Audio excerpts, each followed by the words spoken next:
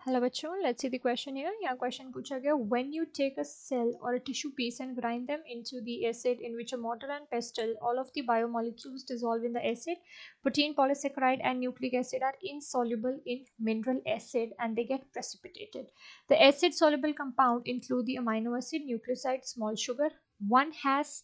added a phosphate group to the nucleoside. The one get another acid soluble biomolecule called. ठीक है, यहाँ पे ये चीज पूछी गई है कि यहाँ पे हमने क्या किया, एक सेल लिया, ठीक है, उससे हमें दो चीजें मिली, एक जो इनसॉल्युबल है, ठीक है, एक जो है हमारे पास जो एसिड इनसॉल्युबल आ जाता है, ठीक है, और दूसरा हमारे पास यहाँ पे हम देखेंगे, will write it in another way here,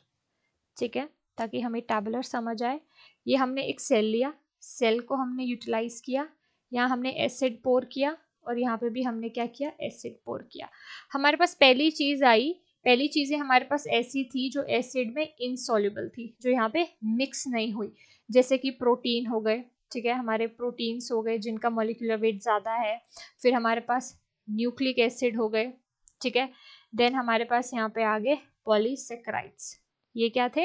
ये एसिड में इनसॉल्युबल थे। नेक्स्ट हमारे पास यहाँ पे कुछ सॉल्युबल चीजें आई, ठीक है, जैसे कि यहाँ पे इन्होंने बोला है सॉल्युबल में हमारे पास क्या है, अमाइनो एसिड्स है,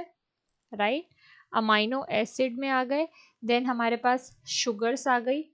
ओके, देन हमारे पास न्यूक्लियोसाइड आ गए, न्यूक्लियोसाइड। अब इन्होंने ये चीज बोली है, ऐसी चीज जिसमें इन्होंने फॉस्फेट ग्रुप ऐड किया, ठीक है, and one get another acid soluble biomolecule, और उन्हें एसिड सॉल्युबल मॉलिक्यूल यहाँ पे जो है वो मिल गया, व्हाट इज दैट। अब हम ये चीज देख रहे हैं कि नाइट्रोजिनस बेस जो है, बेस जो है हमारे पास वो क्या चीज आ जाती है,